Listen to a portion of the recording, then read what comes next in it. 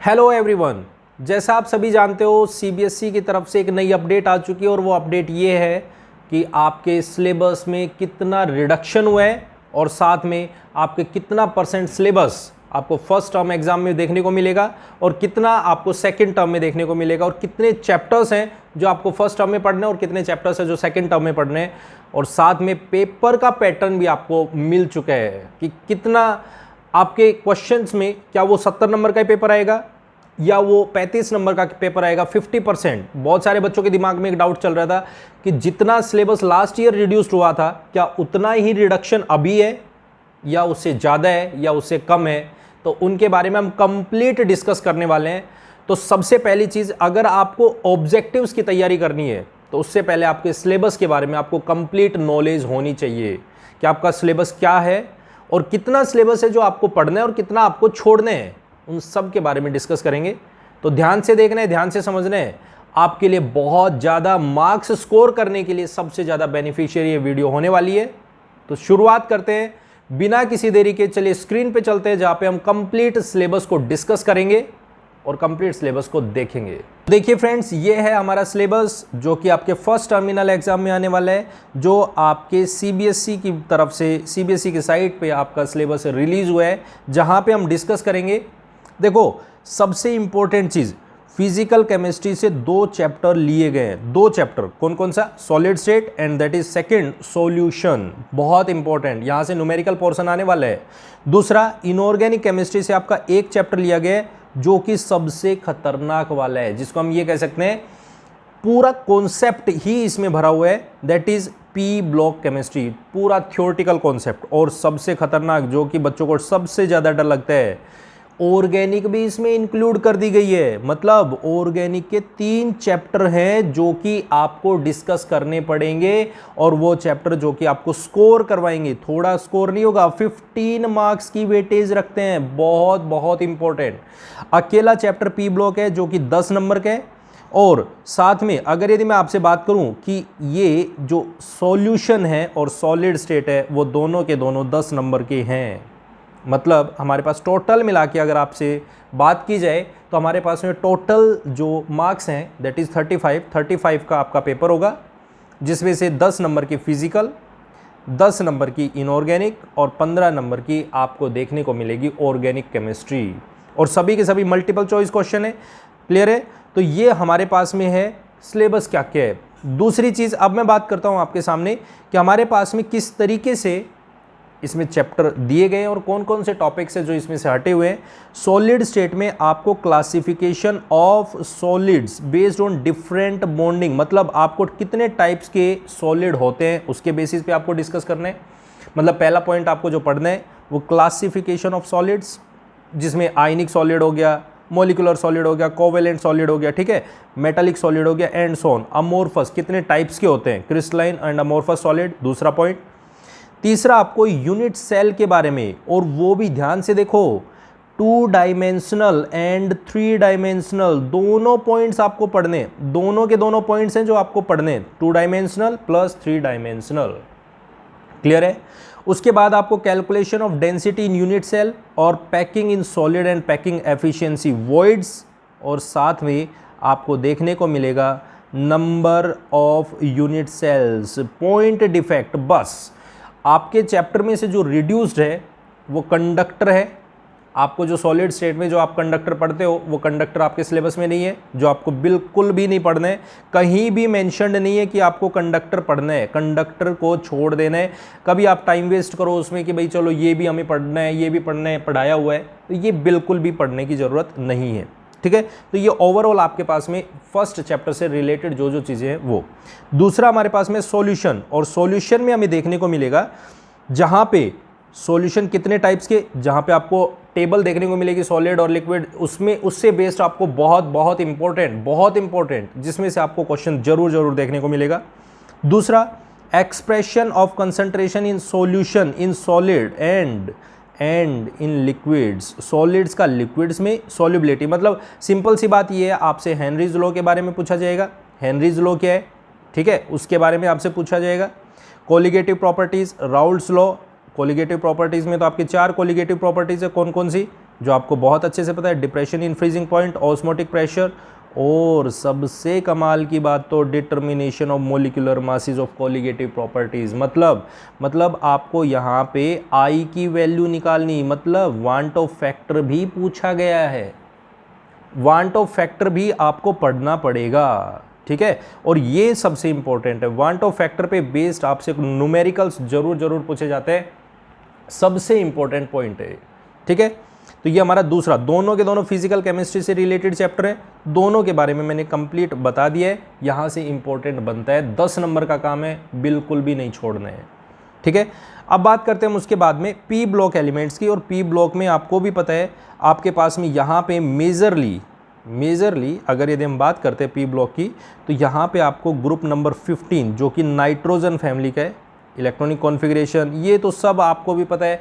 जो general periodic properties हैं वो तो सभी की सभी इंपॉर्टेंट है, atomic radius and so on, ionisation enthalpy, electron gain enthalpy, या कोई अगर यदि आपसे पूछे मेटालिक कैरेक्टर किधर इंक्रीज होगा किधर डिक्रीज होगा, ये तो सभी के लिए ही वैलिड है, सभी के लिए वैलिड है।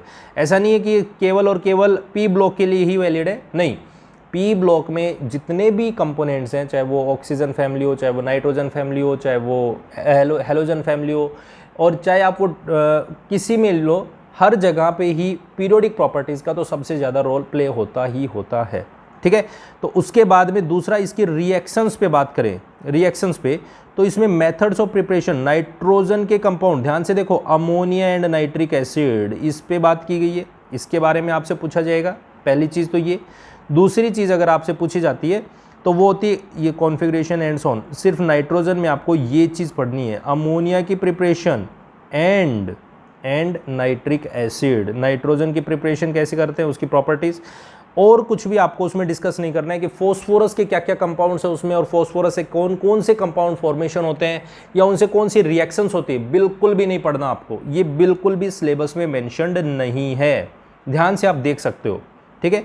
उसके बाद अगर यदि हम चले ग्रुप नंबर 16, और ग्रुप नंबर 16 हमें कहता है कि वो जनरल प्रॉपर्टीज़ तो पढ़नी है, लेकिन उसके अलावा अगर यदि हम पूछे ऑक्साइड्स, ओजोन, सल्फर के एलोट्रॉप्स, मतलब सल्फर के कितने एलोट्रॉप्स होते हैं उनके बारे में कंप्लीट डिटेल आपको पता होना चाहिए।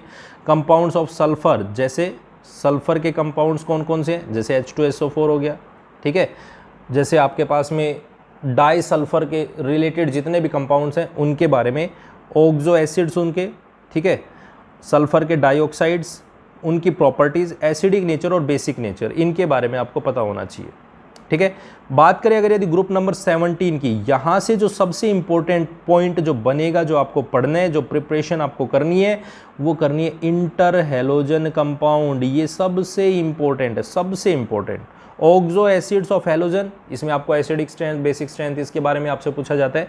तो मेजरली ये जो पॉइंट है, यहाँ से आपको इनके बारे में जो मेजर पॉइंट है वो पढ़ना है कि सारी की सारी फिजिकल प्रॉपर्टीज़ जो भी है उन सब को आपको डिटेल में पढ़ना है, ताकि उसमें से बहुत सारे क्वेश्चन है जो वहाँ से पूछे जाते हैं वो आपको अच्छे से समझ में आना चाहिए। कॉन्सेप्ट क्लियर होगा तो ऑब्जेक्टिव आपसे बिल्कुल भी नहीं रुकने वाला, ठीक है।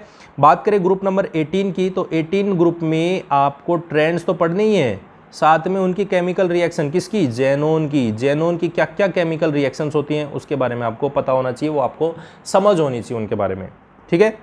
चलो नेक्स्ट, ये था इनऑर्गेनिक के बारे में। अब बात करते हैं हम इसमें ऑर्गेनिक केमिस्ट्री के बारे में। ऑर्गेनिक केमिस्ट्री क्या क्या रोल प्ले करती है और क्या क्या उसमें आने वाला है, जो आपसे पूछा जाएगा। जो बच्चों के दिमाग में ना ऑर्गेनिक फोबिया होता है, जिसको हम ये कह सकते हैं ऑर्गेनिक फोबिया है, तो उससे आपको ओवरकम करना है। कुछ भी फोबिया नहीं है, बहुत आसान है ऑर्गेनिक केमिस्ट्री। मैं ये कह रहा हूँ, आप अगर यदि सीखने चलोगे तो सबसे आसान ही आपको ऑर्गेनिक लगेगी, ठीक है। लेकिन क्या क्या है जरा एक बार उनके बारे में समझ लेते हैं।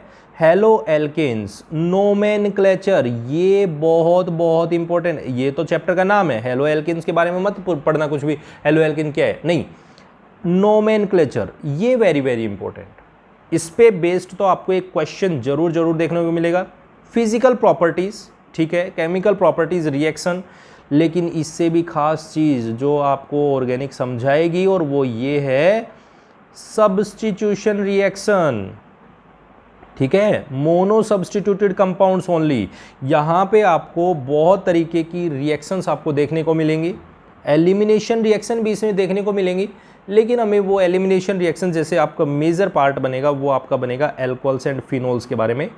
तो यहाँ पे सब्स्टिट्यूशन रिएक्शन जिसमें आपको दो टाइप की रिएक्शंस पढ़ने को मिलेंगी, SN1 SN2 क्या होती है, SN1 क्या होती है, SN2 इनके बारे में आपको देखने को मिलेगा और उसके बेस पे हमें रिएक्शंस करने को मिलेंगे। बहुत इंपॉर्टेंट, बहुत बहुत इंपॉर्टेंट, मैं ये कहता हूँ बहुत वेरी वेरी इंपॉर्टेंट, बस ये लिख लो आप इसके लिए, ठीक है।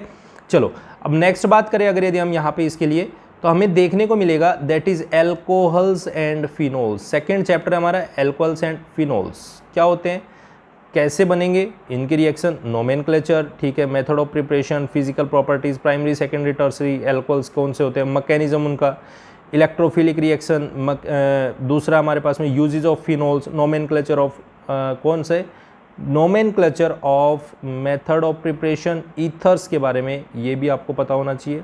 तो ये हम इसमें ऑर्गेनिक केमिस्ट्री में हम डिस्कस करेंगे बहुत अच्छे से, अलग अलग पॉइंट्स को हम डिस्कस करेंगे, ध्यान से हम डिस्कस करेंगे, ठीक है। उसके बाद अगर यदि मैं बात करता हूँ आपसे बायोमोलिक्यूल्स की, बायोमोलिक्यूल्स में आपको क्लासिफिकेशन ऑफ कीटोसिस, मतलब ये है आपको पता होना चाहिए एल्डेहाइड जिनसे बने होते हैं, ग्लूकोज कितने टाइप्स के होते हैं, ग्लूकोज कैसे बनता है, उनकी फॉर्मेशन, उनकी प्रिपरेशन, मोनोसैक्राइड, डाइसैक्राइड, ग्लूकोज किसको बोला गया है, इनके बारे में डी और एल कॉन्फ़िगरेशन क्या होती है, प्रॉपर्टीज़, एमिनो एसिड्स। इसमें देखो सबसे इंपॉर्टेंट चीज़ ध्यान देना, एमिनो एसिड लिखा है मतलब प्रोटीन्स भी आपको पढ़ने हैं। इसमें आपको डीएनए आरएनए के बारे में, प्रोटीन्स के कितने टाइप्स के स्ट्रक्चर होते हैं, primary secondary tertiary, DNA RNA, ये आपको पढ़ना है, वेरी वेरी इंपॉर्टेंट। यहाँ से 15 नंबर का काम है, जिसके दिमाग में बच्चों के लिए ये होता है ना कि ये बहुत ही हार्ड है, कुछ भी हार्ड नहीं है, ठीक है। अभी हम इसके बारे में पढ़ेंगे, ये हमारा प्रैक्टिकल पोर्शन है जिसके बारे में आपको कोई भी ज़्यादा, ये तो स्कूल में होने वाली चीज़ें हैं, ये आपको अलग अलग आपको बता दी जाएंगी, ठीक है। सबसे बड़ा, अब मैं आपके लिए अगर यदि रेफरेंस बोलूं कि हम अगर इनका हम कहाँ से रीड करें, किस तरीके से हम पढ़ें, तो सबसे पहली चीज़ तो ये है, क्योंकि आपका जो क्वेश्चंस आएंगे वो ऑब्जेक्टिव आएंगे, ये आप सब जानते हो, ऑब्जेक्टिव पोर्शन आपका पूछा जाने वाला है। और जब ऑब्जेक्टिव पूछा जाने वाला है तो ये बात भी ऑब्वियस है कि हमारे कॉन्सेप्ट क्लियर होने चाहिए।